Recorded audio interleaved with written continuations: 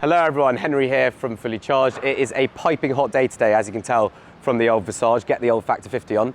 And it's no surprise because we are going over a hot topic of debate today, which is the old e-bike versus the e-scooter conundrum. Now, there's loads of people going back to work over the next couple of weeks and months, I suppose, looking to get on newer forms of transport than the car, the bus, the train, the tube. And I suppose the two front runners in the light electric vehicle movement are the e-bike and the e-scooter. So what I wanted to do today is actually go over a bit more about the legalities and the usage of e-scooters. You've probably seen quite a lot about them in the news, primarily for the wrong reasons, I suppose, and actually just talk a bit more about them. I'm actually going to go out and try one myself so that you can ultimately make an informed decision at home as to whether or not you want one.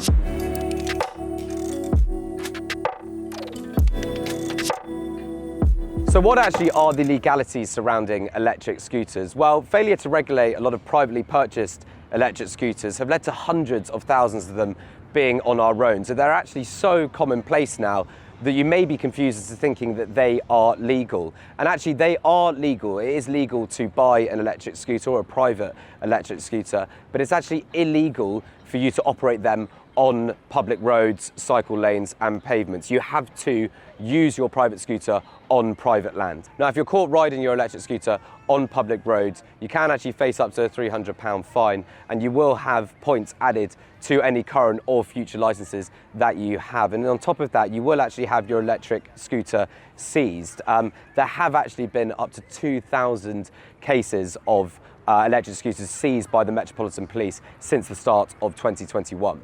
Now, despite this, people still think the police are turning a blind eye, and there have been 206 crimes committed in the past 4 months alone on e-scooters. So to this point, you've actually got to consider whether or not it's actually worth buying an electric scooter. Now, we actually don't sell them at Fully Charged, and I really don't think that our stance is going to change on that, primarily because of just the blurred lines surrounding their legalities. But I suppose I just want to put the questions to you guys. I mean, what do you guys think? Do you guys think that they should be legal?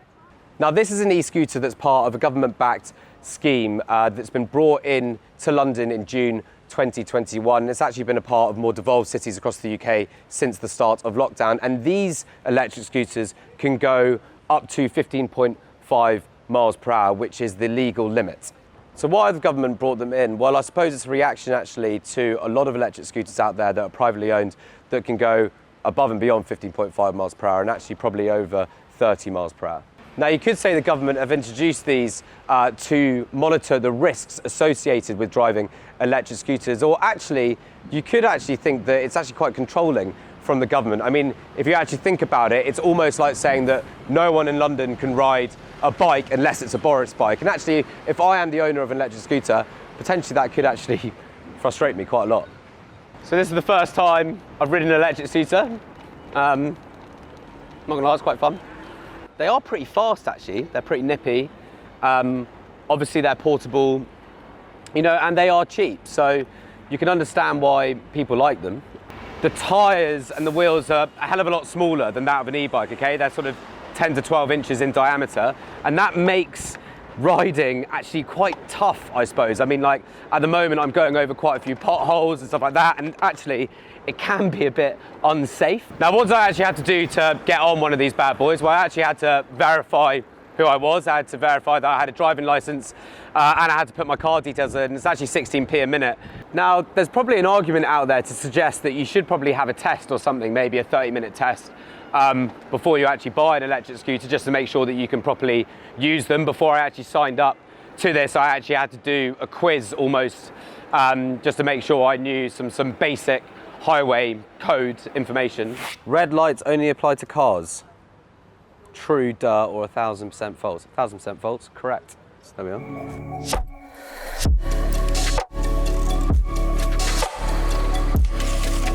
Now, this pretty obviously is an e-bike. You can get all types of e-bikes. They come in all shapes and sizes. You can get commuter bikes, you can get fold-up e-bikes. You can actually get larger commercial e-bikes for business purposes, like the big cargo bikes that you see around London and loads of other cities in the UK at the moment. To be fair, the novelty of riding an electric scooter is quite fun. I did quite rate it. As I said, when I was riding it, I did feel slightly ish unsafe on it. I think that's mainly because of the circumference of the wheels that you've got and going over potholes and stuff. You know, riding around on tyres that are about 10 to 12 inches, and it felt a tiny bit unsafe. If I went over a pothole like that, it was a bit, I don't know, problematic, felt a bit dangerous, I suppose. But with an e-bike, it's obviously a bit different. You normally get traditional e-bikes that have sort of 27 or 28 inch wheels, or you can get bikes like this, the Go Cycle, that has balloon tyres and 20 inch wheels, and I think Bromptons and stuff like that have 16 inch wheels. So a lot larger wheel diameter, which, to be fair, is a bit safer, especially when going over potholes and stuff like that, which you see a lot of in London. Okay, so first things first, electric bikes are legal to ride here on public roads in the UK, okay? They are limited up to 15.5 miles per hour, and they are pedal assisted. That means that you have to pedal in order for the motor to propel you forward.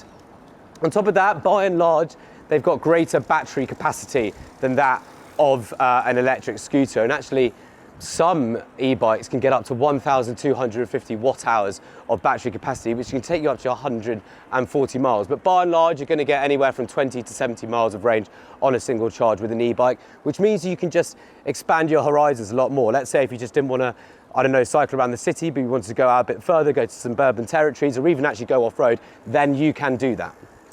Now, coming on to the motor, motors on e-bikes are by and large a bit larger. They have a lot more torque, and they actually come fitted with a torque sensor.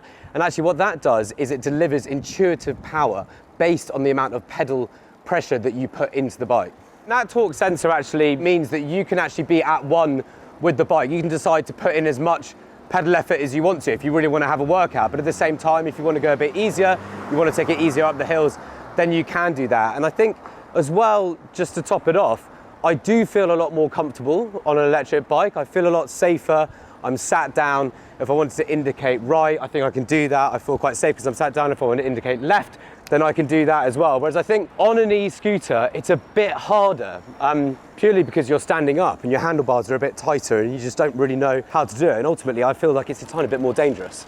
Of course, commercially available e-bikes must conform to stringent European design standards, which ensure that the bikes are fit for purpose and ultimately safe, following all sorts of rigorous testing before they are fit to be sold. Now, it must be said that e-bikes are generally considered to be a lot more expensive than e-scooters, with some of them actually taking up 10 times the initial investment of an electric scooter. But if you want a durable option that you can use for many years to come, then e-bikes ultimately are for you.